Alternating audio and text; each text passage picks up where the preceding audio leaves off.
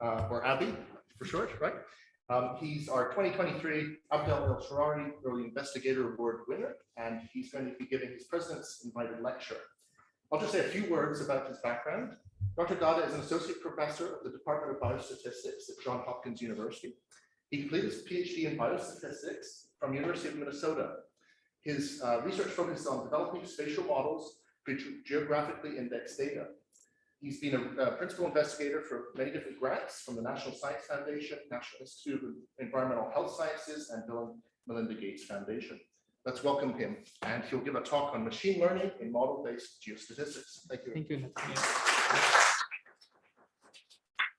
Thank you, everyone, for coming, and thank you to the Environmental Society for the very prestigious award and for the opportunity to present my work here.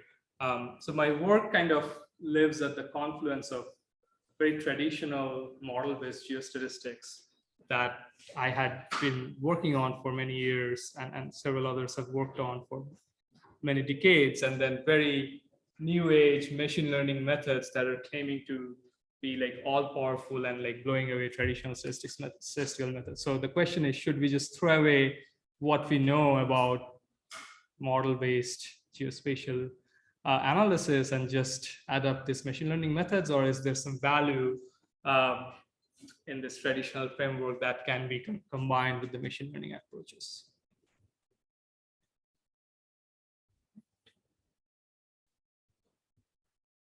So is there a way to? Yeah, you can hit the far left icon. It's your game. No.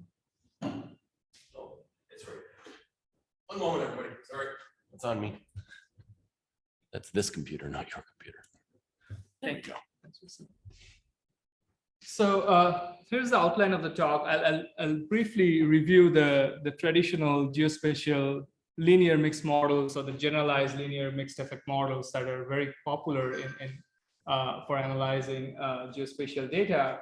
And then I'll talk about what are some of the restrictive assumptions of these models that have led to practitioners using to start using machine learning methods like random forest or neural networks for geospatial tasks.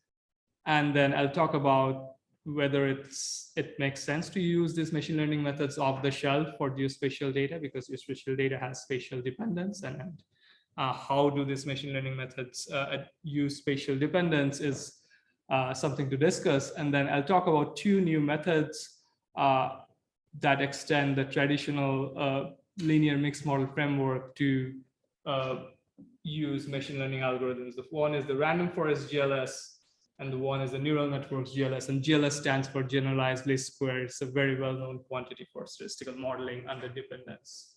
And then I'll talk about some of the theoretical and empirical evaluations that we have done. So this is the standard template of a geospatial analysis. So your data unit is typically a triplet. You have the response Y, the covariates, set of covariates X, which is typically a vector. And the additional thing you have in a spatial analysis is the spatial location, or the coordinates S. And then, so here is an example of a geospatial data where you have the orange dots indicate where you have data on fine particulate matter in the US from regulatory monitoring network. And then the background is what we created as an output of the methods that we'll discuss today, which is an interpolated map of PM 2.5 over the entire US. So some of the goals of geospatial analysis is that understand the relationship between the response and the covariate. So understanding the association between Y and X, as well as predict the response at new locations where you don't have any data.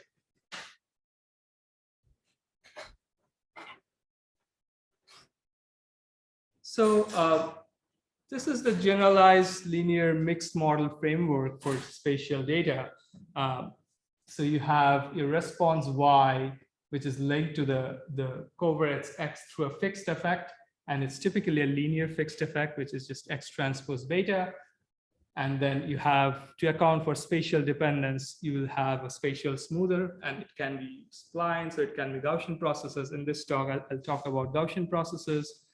And then this mixed effect model with the linear fixed effect for the covariates and the Gaussian process spatial random effect is then connected to the response via a suitable link function. And the choice of the link function depends on the type of data that you have. If it's continuous data, you would typically use an identity link. If it's binary data, you will use logit or probit link, and so on. So this is the standard generalized linear mixed model framework. So, and then the Gaussian processes have become super popular for use in geospatial modeling. The reason is that a Gaussian process, when observed at a finite set of locations, is simply a multivariate Gaussian distribution, which is very easy to deal with. It has a very tractable likelihood. So if you have data at n locations, then your vector of random effects at those n locations is simply a multivariate Gaussian with a covariance matrix C, and that matrix C encodes the spatial dependence between the locations. So if two locations are closer to each other, then the covariance is high because things that are closer are generally more similar. And then if they're far away, the covariance is low. And so it's encoded in that covariance function family. And there are different choices of covariance functions, like the exponential decay or squared exponential decay, or the Mattern family, and so on. Okay. So this model has been like a staple in geospatial analysis for many reasons. So some of its advantages are the interpretability, right? It has a linear fixed effect, which is very interpretable because it's a linear model. And then it also separates out the fixed effect from the random effect. So it's additive in terms of the two effects. The Gaussian process can model fairly complicated spatial structures. It is parsimonious in the sense that the Gaussian process is parameterized by only 2 or 3 parameters in the covariance function, as opposed to if you were using splines or other basis functions, you would need to specify the number of basis functions. And so Gaussian process does that in a very parsimonious way, and yet it's flexible enough to model complicated spatial dependence. And then another advantage of the Gaussian process is that it allows you to predict at any new location via kriging, which is simply conditional normal distributions at a new location given data at a finite set of locations. So there are many advantages of this framework, and which is why it has been so popular for so many years in the spatial community. The only disadvantage I feel is the linearity assumption, right? The assumption that the covariates are related to the response through a linear fixed effect. And this was probably an assumption used for interpretability and in data scarce settings. But nowadays, since we have lots and lots of data, the linearity assumption has become like harder and harder to justify. And so this is kind of where all these non-linear machine learning algorithms have become popular, because relationships are never linear. And then if you try out a non-linear machine learning method, you get better predictive performance. And then practitioners are saying, oh, why should I use this linear model? Because I can just put it in the software and do non-linear modeling and get better predictions. So there have been few different schools of thought for using machine learning methods for nonlinear geospatial analysis. And I'll talk about of them in particular.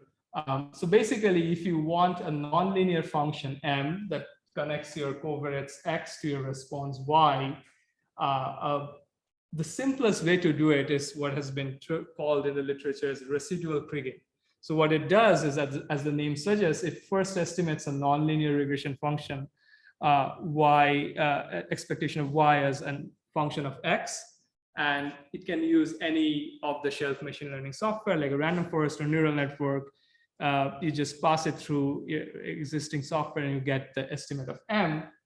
But then you take the residuals, and that's where you incorporate the spatial information. So you kind of fit a Gaussian process model on the residuals. So you're basically kind of doing a stepwise fit to the mixed model. But when you're estimating the regression function M, you are basically completely ignoring the spatial dependence. So the spatial dependence is only coming into play after you estimate M. when you're taking the residuals and doing residual kriging, that's where you're kind of incorporating the spatial dependence. So the spatial dependence is ignored during the estimation, and this in turn can affect the prediction performance. Okay. The second approach has been to throw in a bunch of spatial covariates as additional covariates in your machine learning algorithm.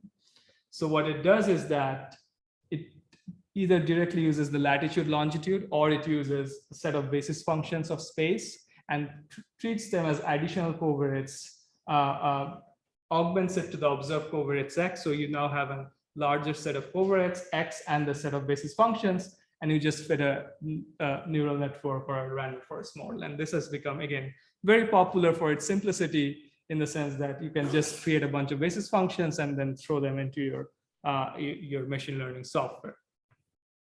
And it has been done with random forests. It has been done with neural networks.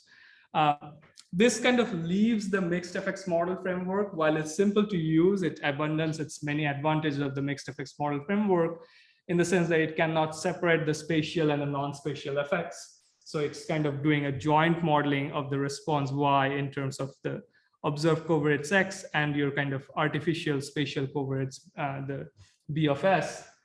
And so it leaves the additivity and the separability of the mixed model framework. And is generally very sensitive to the type and number of basis functions that you add. So it's kind of becomes an art of fine-tuning the spatial features you need to add to get best performance. So the third approach, which is what I'm going to be talking about here, is kind of embedding a machine learning method directly within the traditional generalized linear mixed model. So all I want to do is that I remove the linear covariate effect X beta and replace it with a nonlinear function M of X. And I want to estimate the M of X using a random forest or using a neural network, while keeping all other aspects of the model same.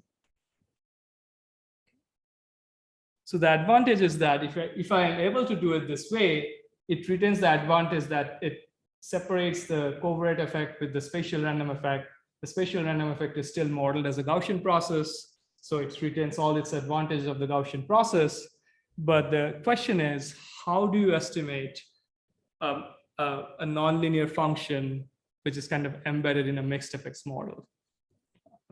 And so because you have to deal with this spatial random effects, which are modeled using a Gaussian process, and none of the standard software allows you to do that for any of the machine learning methods. So on this third type of approach, there has been some work done of late here. We have done some work on random forests embedded within mixed effect models. This is for continuous data, and then we have a preprint for binary data. Fabio Sigrist has done work on using boosted trees, again, within the mixed effects framework, again, I think for continuous data. And then we have also done recently work on using neural networks within the mixed effects framework. So this line of work has become popular because it kind of uses the best of both worlds of traditional statistical modeling and machine learning methods. So I'm going to be talking mostly about these two works. So first, let's talk about the random forest. So again, so this is our model framework. This is now we are considering continuous data. So I replace the link is an identity function. So I just directly write the model. So Y has a nonlinear mean in the covariates, and the spatial random effect model is in Gaussian processes. And then we have random errors. And the question is, how do I estimate the nonlinear function M using a random forest? So to do this, I go back to what is done in the linear model, right? So this is the linear model. And what is commonly done is that these random effects are marginalized out and sort of added to these random errors to have these dependent errors, epsilon, and they will have a covariance function which comes, whose covariance has a spatial component and a noise component, right? So in a spatial linear model, one often goes from this hierarchical formulation of the mixed effect formulation to this marginal formulation on the right-hand side. And once you have the marginal formulation, if you know sigma, you know the best estimate of your fixed effect is given by the generalized least square estimate, right? It's the maximum likelihood estimate given sigma. It's also the best linear unbiased estimator from the Gauss-Markov theorem given sigma. You know, in a linear case, how to estimate a regression coefficient if you have spatial dependence. So we take the same idea and work both for random forests and neural networks. But let's first talk about random forests. So the model is very similar, just that the x beta is replaced with an mx, which is a nonlinear function, and we want to estimate it with random forests. So let's look at what random forests really do. A random forest is a collection of regression trees. Both regression trees and random forest was proposed by Leo Breiman. What regression trees do is that it kind of splits the domain. It partitions the domain into small rectangles such that the values of the covariate are very similar within each rectangle. So suppose this is the domain where x1 and x2 are the two covariates. The colors of the points are the values of the response y. A regression tree, what it will do is it will recursively partition this domain into smaller blocks. And this partitioning is based on values of the covariates. So maybe the first split is whether the x1, which is the first covariate, is less than 0.2 or greater than 0.2 and so on. So it will continue to iteratively partition the domain until the finest partitions of the leaf nodes of the tree are very homogeneous, and then it just takes the mean of that leaf node as an estimate of the regression function for that partition. And to do the partitioning, it uses the regression tree split criteria, which is basically the variance of the parent node minus the variance of the two children nodes that are created from the parent node. And it chooses the best covariate and the best value of that covariate, which maximizes this variance difference, and that's where it splits the domain, and it keeps on doing this until a certain termination criteria is reached. So this is just a summary of what I said. So it sequentially maximizes the regression tree split criteria. Once it has created a tree, its estimates are simply the mean of the leaf node members. That's a regression tree. A random forest adds two levels of randomness over a regression tree. First, instead of looking over every covariate, it looks over a random subset of covariates for doing the splitting, and then it kind of does multiple resamples or subsamples of the data and fits a regression tree for each of the subsample, and then takes an aggregation. It's called bootstrap aggregation or bagging. Okay, so what's the problem here when you're dealing with spatial data? So the partitions are inherently based on the observed covariates. And so suppose you have 2 points, one is here and one is here. They are very far in terms of their covariate values, and they're likely to live in different partitions, but they may be observed at very nearby locations. And so they may be very highly correlated, and that information is completely being ignored by the random forest algorithm, because it's not using any spatial information. So if you look at this split criteria, it's simply using the variances of the nodes. And then once you split it, your estimator is simply using the mean of the node. So means and variances do not incorporate any sort of dependence, both for points within a node or points across a node. So it's just ignoring all of the spatial dependence. So how do we kind of go and input spatial dependence into a random forest? So it can be shown that the split criteria that is written here, this variance, which is a very local within node variance, it can actually be written in terms of a least square loss, where Z denotes the binary membership matrix. So it basically, if the ith data point belongs to the jth leaf node, then Zij is 1 and everything else is 0. But basically, the random forest optimization at each step can be written as minimizing a least square loss, an ordinary least square loss. And once you optimize it, the random forest estimates can be written as a least square estimate. And we know that in a linear model, a least square is the best estimator if you don't have dependence. But if you have dependence, the least square is inefficient, and generalized least square is the best estimator. And so that is the main idea. Once you can write down the optimization in random forest as a least square loss, the next step is basically just extending it to a generalized least square loss. So instead of using the squared error or the ordinary least square loss, we just simply use the generalized least square loss with the spatial covariance matrix embedded in here, which explicitly incorporates the spatial information within the data points. And so we call this the dependency adjusted regression tree, or the DART split criteria.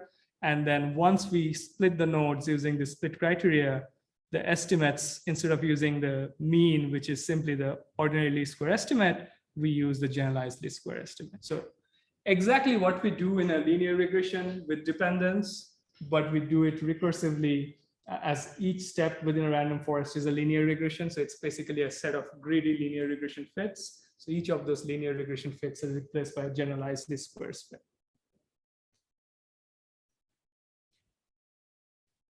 Okay.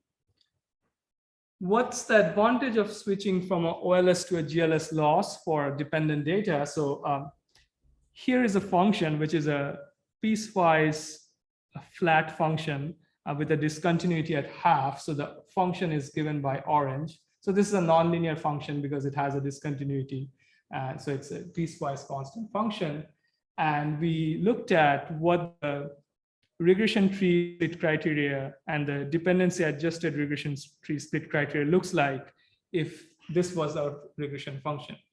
And we expect that it to be maximized around where there is a discontinuity because it's kind of partitioning the nodes, right? So it should partition around where there is a discontinuity. And both of them does so. But if you look at the uncertainty for the regression tree, which is the blue one, it's so much more uncertain about where it's supposed to split. And this is the same insight we have from our linear models, that the GLS is more efficient than the OLS. Both are consistent, but we know that if there is dependence, the generalized least square is more efficient than the ordinary least square. And we see that exactly here for random forests, that when you use the generalized least square loss, it is much more precise in identifying where it should split the domain. So some simulation results comparing the 3 different types of machine learning methods for spatial data. The RFRK is the random forest residual kriging.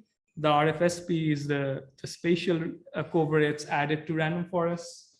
So you throw in a bunch of basis functions as additional covariates into the random forest. And RFGLS is our method. So these are standardized by the MSc of the method. So ours is always at 1.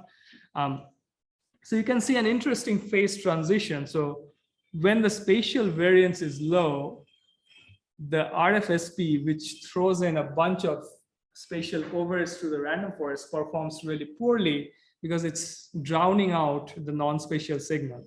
Because there are too few, like 4 or 5 true covariates, and you're throwing in like 20 basis functions, and they kind of drown out the true signal, and it performs poorly. Whereas the random forest residual kriging does okay because it only uses the spatial information during prediction and not during estimation. So if the spatial signal is low, ignoring the spatial dependence during estimation doesn't hurt it that much. On the other end of the spectrum, the spatial random forest does better because there is now strong spatial signal in the data. And if you throw in a bunch of basis functions, it's supposed to do well, and it does well. Than the random forest residual kriging, but across all 3 scenarios, it does poor, like both methods does worse than our method, which is the dashed black line, because using a Gaussian process, you can choose the degree of spatial dependence in a data adaptive manner. So you don't need to kind of pre-specify whether you need to add 20 basis functions or 200 basis functions. It can figures it out in a data adaptive manner. Little bit of theory. So when we started this work, there was really no theory for random forests under dependent error processes. we were able to show that the RFGLS method is going to be consistent if the error process is beta mixing dependent. And so classes of processes which are beta mixing dependent include the spatial Matter Gaussian process on a one-dimensional regular lattice and the autoregressive time series. So even though we work primarily on a spatial setting, if you have autoregressive time series data and you want to use the same method, it will work. Just replace the spatial covariance with an autoregressive covariance for time series data. And our software actually allows you to run this for autoregressive time series data as well. So that was the method for random forests. I'll go over the neural networks next. One of the issues with random forests is that it is a recursive iterative solver, so it kind of can be slow for large data sets.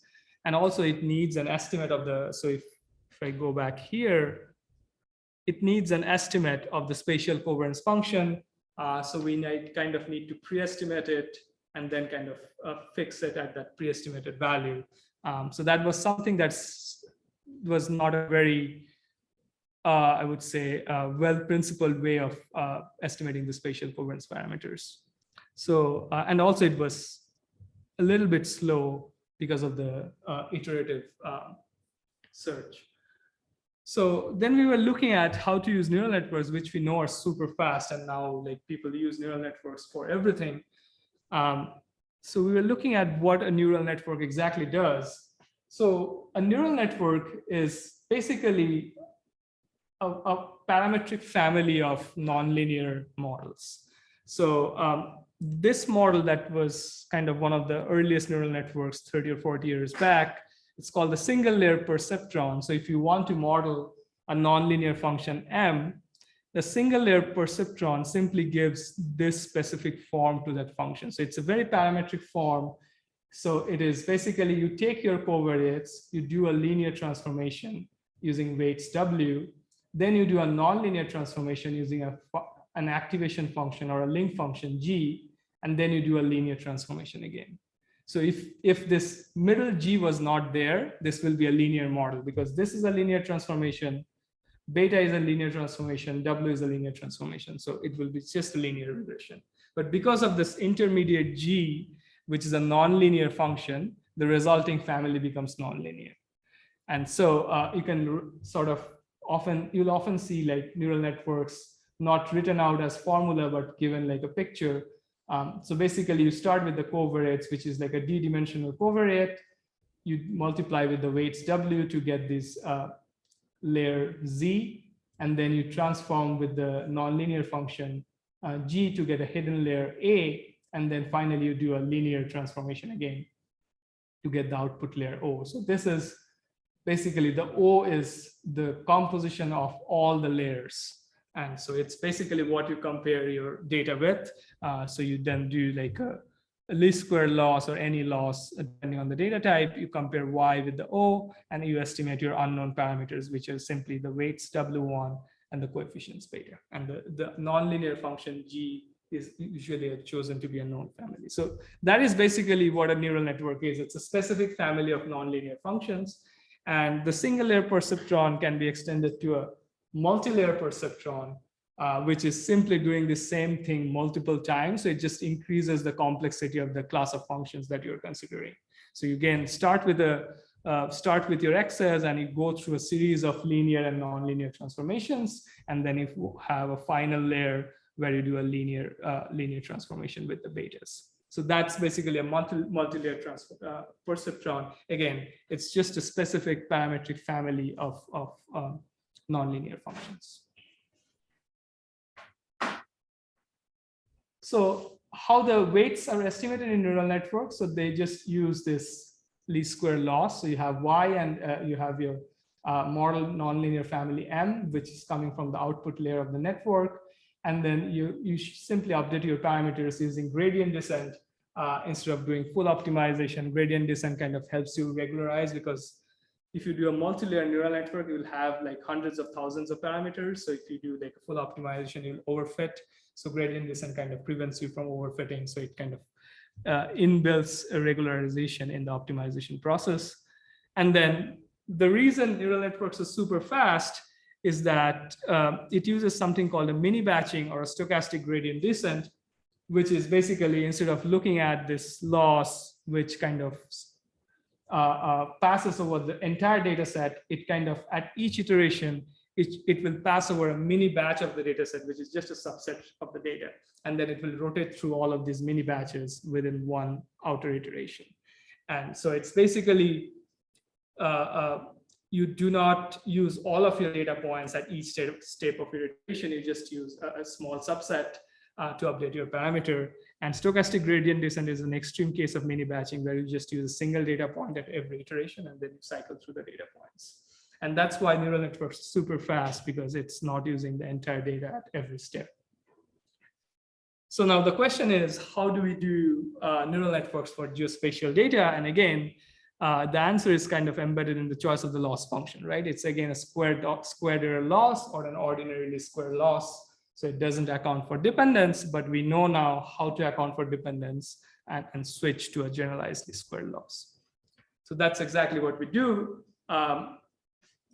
It's much simpler for neural networks than for random forests, because this is a very parametric class of functions. So instead of simply using the squared error loss, you use the generalized least square loss, and you can optimize over all your weight parameters, which will specify your function m. So in theory, it's much simpler than the random forest, which is kind of a greedy iterative method. In practice, however, the challenging part comes from this inverse matrix, because in Gaussian process, covariance matrices are dense. And if you have n data points, you're looking at an n times n matrix.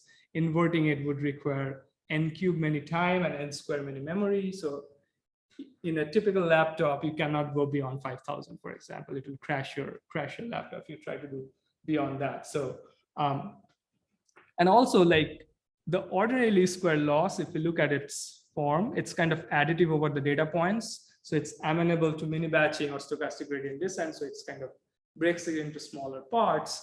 The generalized least square loss is no longer kind of additive over the data points. So you cannot break it into mini batches. So you cannot do mini batching. So that's we kind of lose one of the main advantages of neural networks, which is kind of doing this mini batching. Okay. So to kind of expedite the computations, we used this nearest neighbor Gaussian process, which is computation approximation of Gaussian process likelihoods. So this is based on this very seminal paper by Vecchia in 1988 in GRSSB, who showed that if you have a joint likelihood from a Gaussian process model, which you can write down as product of conditional likelihoods, what Vecchia said that you do not need to condition on things that are super far away, because they don't carry too much information anyways. So you would do reasonably well if you just condition on a set of m nearest neighbors. And so that gives a likelihood approximation. And it reduces the computation from order n cubed to order n, because your neighborhood size is fixed. It doesn't grow with n. So what we were able to show in the nearest neighbor Gaussian process paper is that the Vecchia's approximation is not just an approximation. It corresponds to a valid probability distribution or a valid Gaussian process, which we called as the nearest neighbor Gaussian process. And nearest neighbor Gaussian process have become now one of the most popularly used methods for Gaussian process approximation.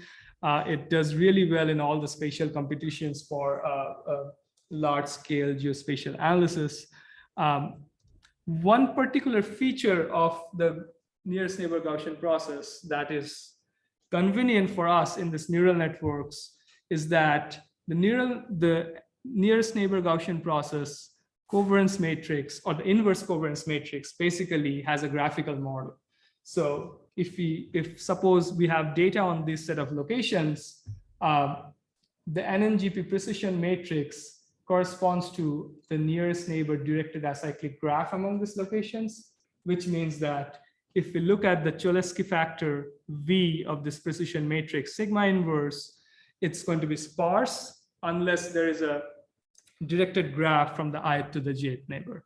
So if there is a graph, if there is an arrow between say 2 and 4, so then the 2/4 entry of the matrix V is going to be non-zero, but there is, say, no arrow between 2 and 6. So the 2/6 entry of the matrix is going to be 0, and so on. So the Cholesky factor of the inverse covariance matrix from a nearest neighbor Gaussian process has the exact same structure as the nearest neighbor graph.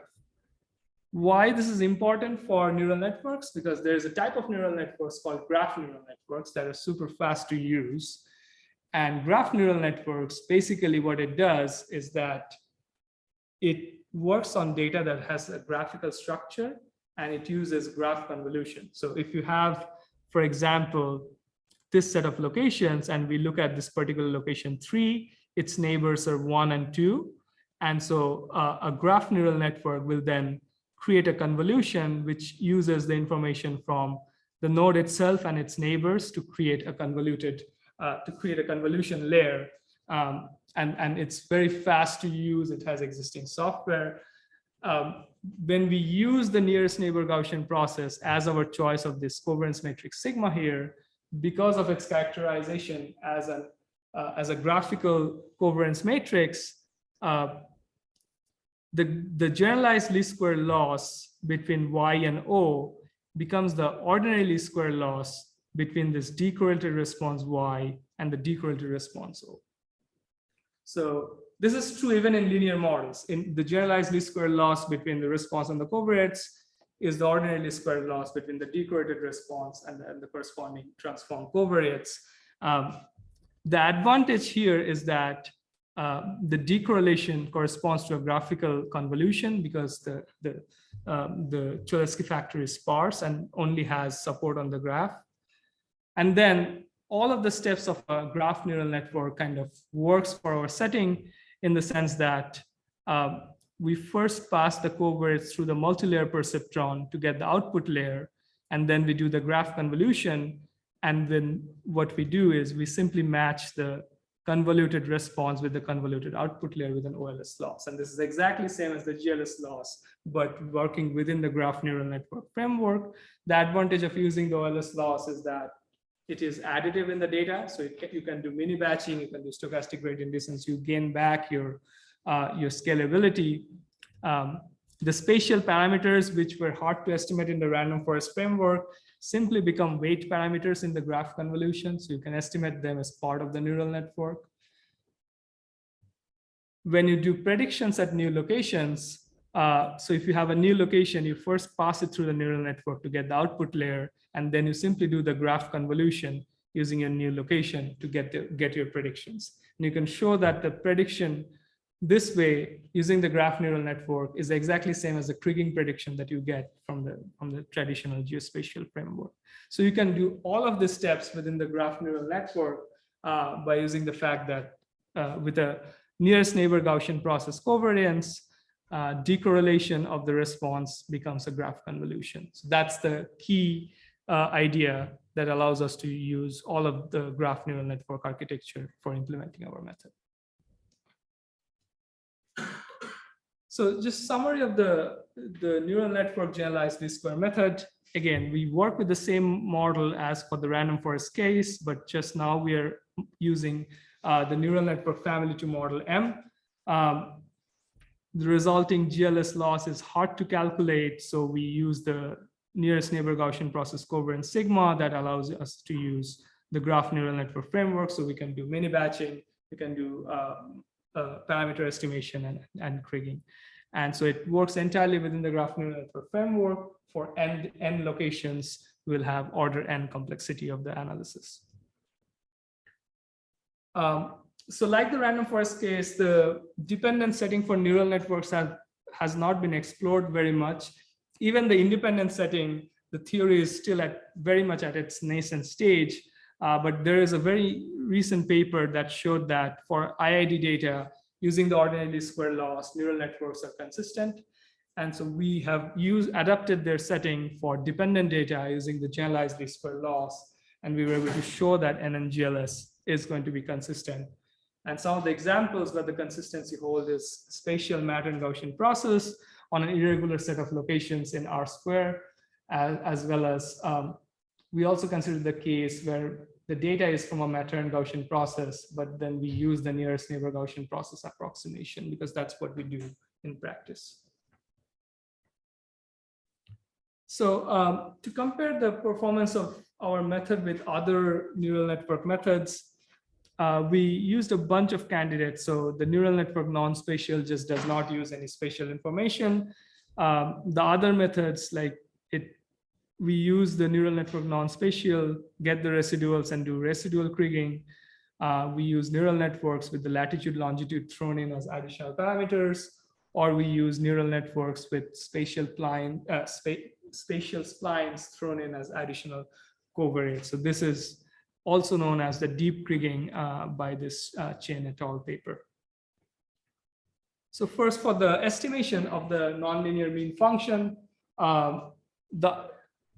none of the methods here, like the number 4 and 5, they do not give an estimate of the mean function. They just give you predictions. So if you just want to get extract an estimate of the mean function, we compare with the non-spatial neural network, and we see that we do much better because we are using the spatial information in the method.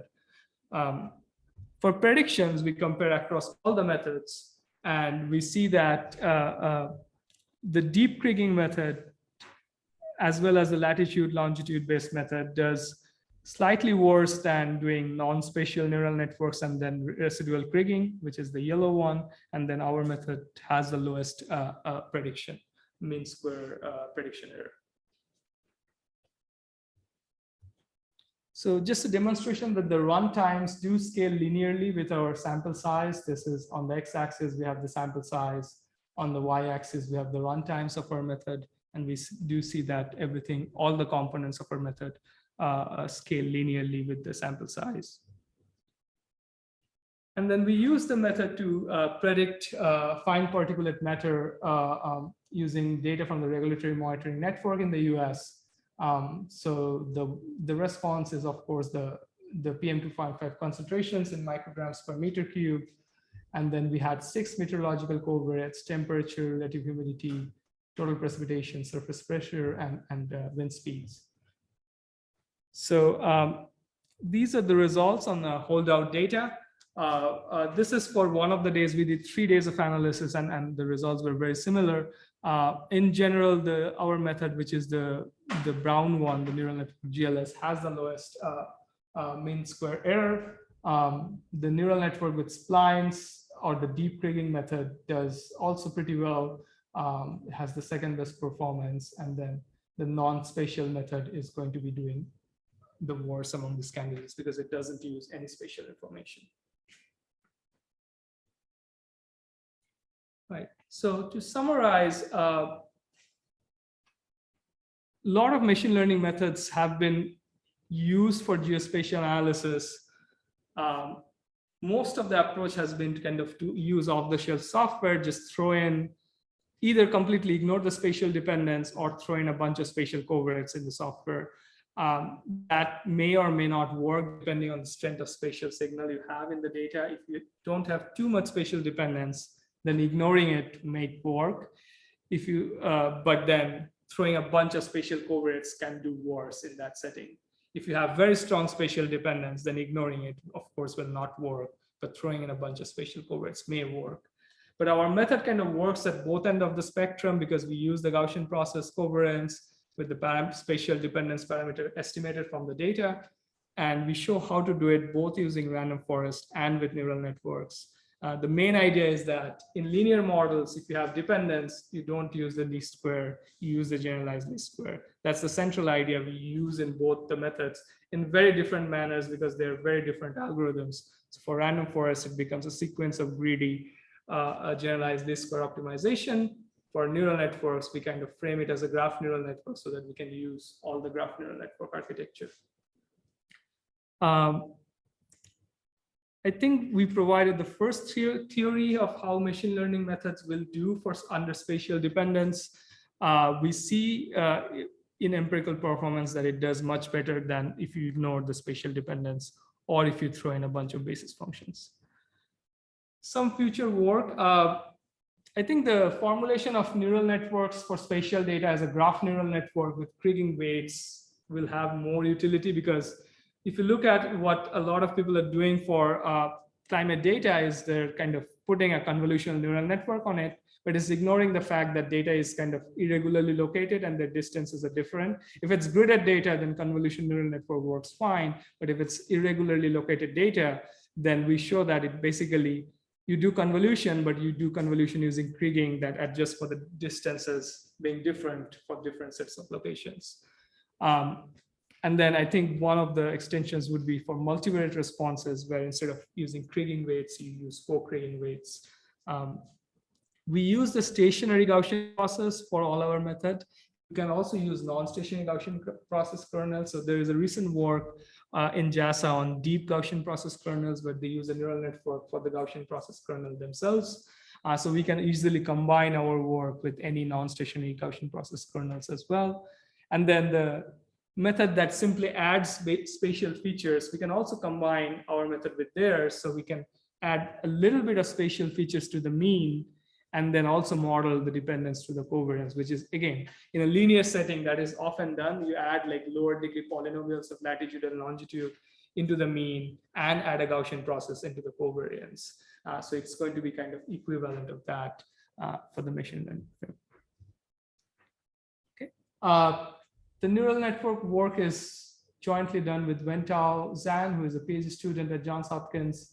The random forest work is with my former PhD student, Arko, who is currently a postdoc at University of Washington, and with Shumanto, who is my collaborator at Cornell, and this is supported by grants from the NSF and the NIEHS. Right? These are the papers, and this is the software for the random forest method. It works both for spatial data and for autoregressive time series data. So if you have dependent data and want to try out a machine learning method, feedback will be welcome. Thank you, everyone.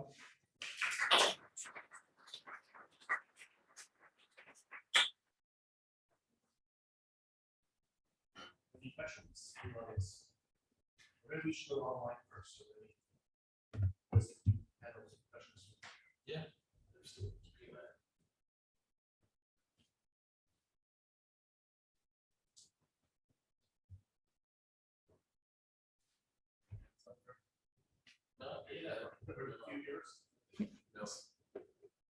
And I just was regarding the kind of efficiency that you have shown, like there in the different methods. I was concerned about using M, the sample size. I thought you should be using the effective sample size. And this is connected with the number splitting that you are doing through each split introduce a number of parameters. Right. And these should be eliminated from the process. So the work is extensive and interesting. Thank you very much. But I just think the comparison should take this into account. The second point that I would like to raise about the presentation. We are working within the H function. We don't discuss the H function itself. And the H function has two components to it. One of it is linearity. If you have H is equal to using the Gaussian process, then all the efficiency and the discussion is straightforward. And the work of John Tukey showed that even if you ignore the correlation altogether, your efficiency about 89%. And this was even long time ago in this regard. If we consider, for example, H is the log transformation, then you are facing two things.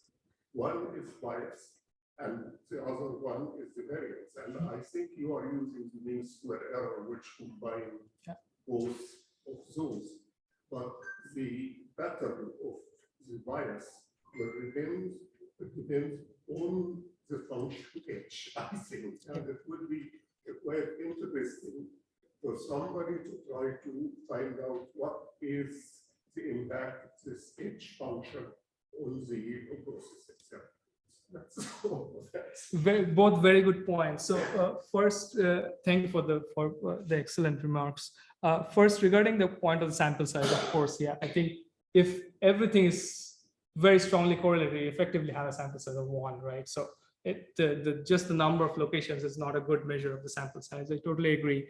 For the random forest, we do need the tree to grow at a certain rate compared to the sample size for this reason. So I didn't present the technical details, but the tree needs to not overgrow relative to the sample size. It needs to kind of control its growth compared to the sample size. That's one of the reasons.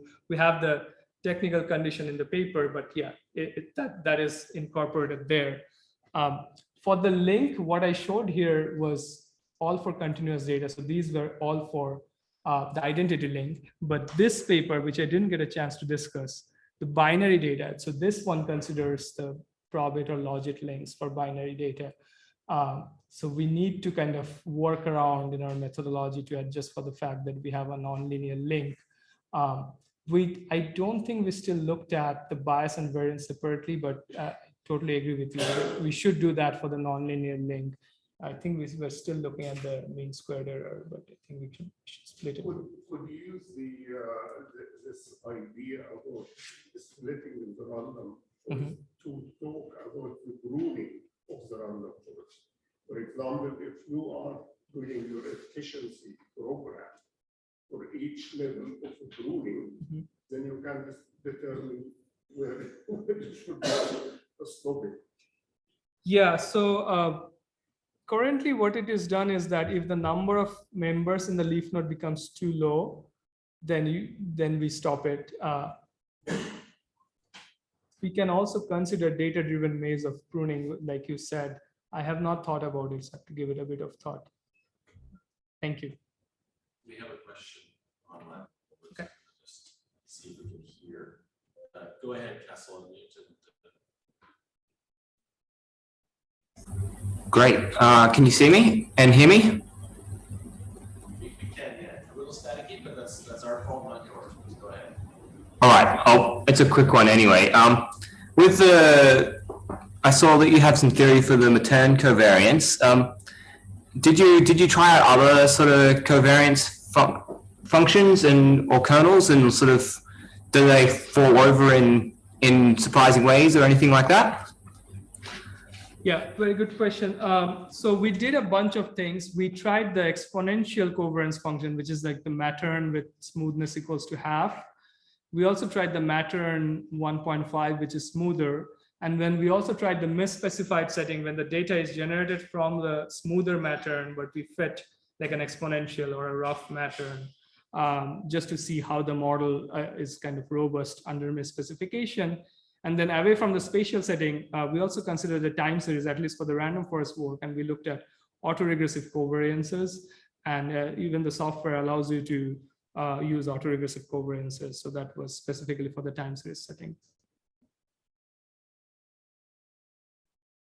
Does that answer your question? Yeah, that's perfect. Thank you. I was going to ask a question about what does all this mean for air quality prediction in terms of smart sampling? So there is a lot of low-cost air quality sampling that's being done, I think, everywhere. And I don't know if Purple Air is there in Canada. In US, there is the Purple Air network, which is like, it initially became very dense in California, but I think even in the rest of US, it's become popular. So it's kind of helping fill up the gaps. But there are a few caveats there. First, it's low cost and there is no free lunch, so it's not very accurate. So you need to calibrate accordingly. The calibration methods, again, are surprisingly using mostly linear models. And then we have done some analysis seeing how well machine learning methods do, and they tend to improve over linear models. But I think using an approach like this that kind of combines linear models within the nonlinear models within the mixed effects framework might be useful there. The other thing is the low-cost networks have a sampling bias. It's like people who are probably more affluent, they're probably more likely to buy those. And so you're probably getting a biased representation of the surface from those monitors. So you probably need to adjust for that as well. I have not seen too much work in that respect. I've seen there's one paper that shows the Zillow house prices of where there's low cost network and generally where people live, and you can see that its house prices are higher. But how to adjust for it, I have not seen too much work there. Yeah. I peer-reviewed a paper that was like the social justice aspects of oversampling in rich neighborhoods in the LA basin, particularly where rural areas. Yeah, so the Berkeley group has been doing a lot of work on this. I don't know if it was from their group, but yeah. It's 2 years ago. And I peer-reviewed it and I remember this. Yeah. So would you add that as an extra response? What we have kind of done is that we have modeled the low cost data as a noisy version of the underlying concentration, and then we put a Gaussian process model on the underlying concentrations. We do like a 2-stage model that tends to do better than just the low cost calibration model. I'll send you a link. We have a paper on that. Yeah. Yes. So one of your presentation is for stationary Gaussian processes. So like for non-stationary processes, at least like the mean function, the non-stationary mean function can be maybe for the locations. If we do like as we are using neural network, so in the similar setting, can we just include this mean function and like the non-stationary pattern is also there. So yes. Good point. So there are various ways to model non-stationarity, right? You can model it directly, entirely through the covariance using a non-stationary matter like Pachyerek and Skir, which has this very seminal paper there. But you can also do like add a lower order polynomial to the mean and then use a stationary covariance. Our framework conceptually allows you to do either. Like you can put in like lower order basis functions as additional covariates and then use a stationary GP in the GLS loss. I would prefer that because that kind of allows you to use what we have done. And if you just want to use directly a fully non-stationary GP, just the optimization for those non-stationary parameters becomes a little bit more tricky, but you can do it. But I would prefer that being simpler in terms of implementation.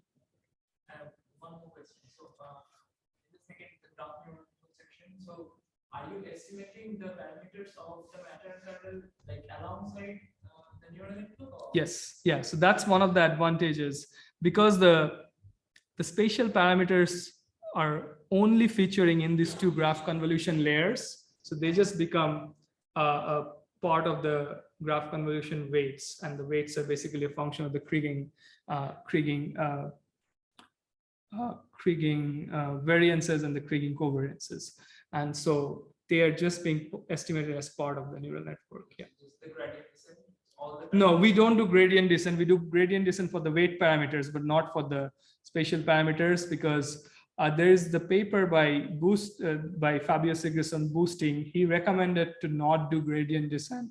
He recommended doing a full update for the spatial parameters and doing gradient descent for the other parameters. We just followed it. Yeah. Yeah. There was a question online just asking interspersing the neural network path output with residual creating, iterating, with operating split. Is that useful? Yeah, that's a very good question. We are kind of we're in the process of doing like a review of simulation results paper where we try all these intuitive methods. Like this is basically kind of backfitting, right? You do fit a neural network ignoring the spatial dependence, then you do residual Kriging, and the results I showed did it once, but you can kind of continue to do it further and do multiple times. We'll see how it looks. It definitely does worse in terms of estimation. For prediction, I think it does okay. But if you want to know the association between your covariates and the response, if that is part of your goal, then it's not going to be doing well there. For predictions, it does pretty. I think the Kriging is so powerful.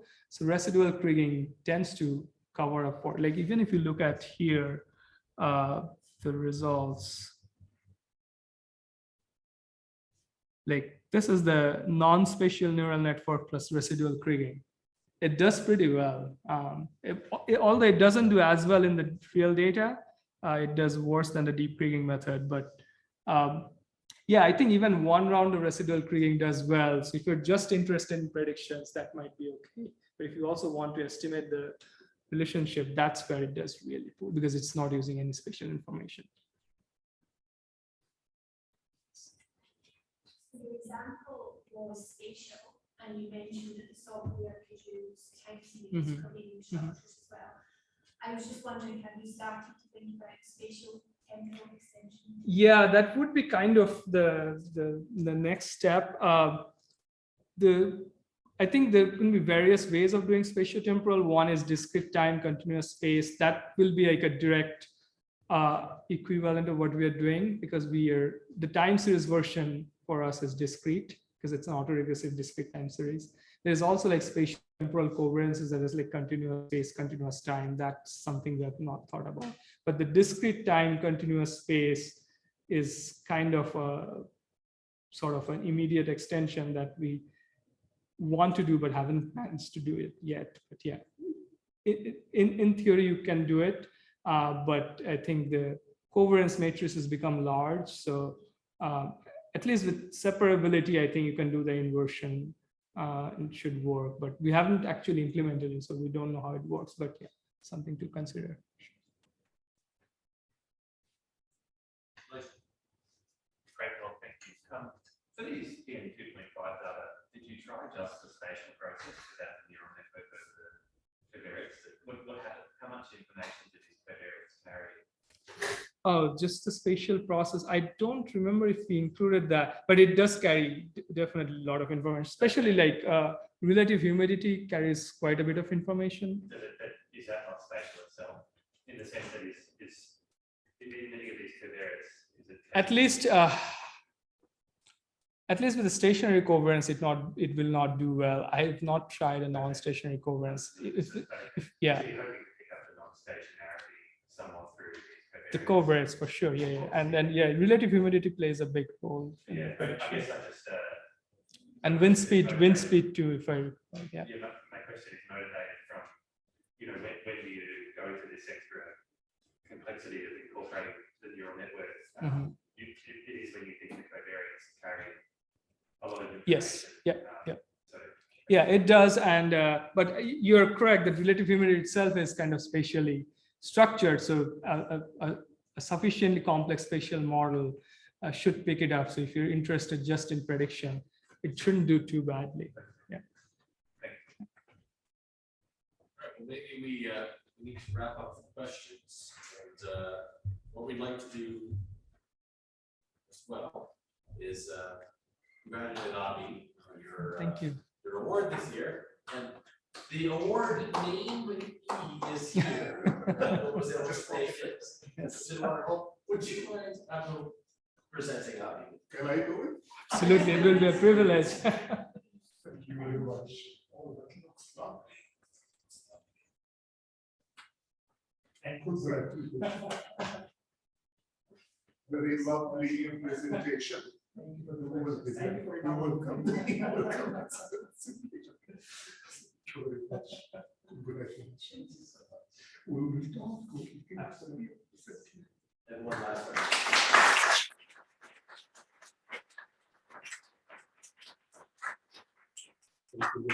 All right, and gentlemen, ladies, there's coffee and things to eat just outside the door. Please activate yourselves. 20 minutes.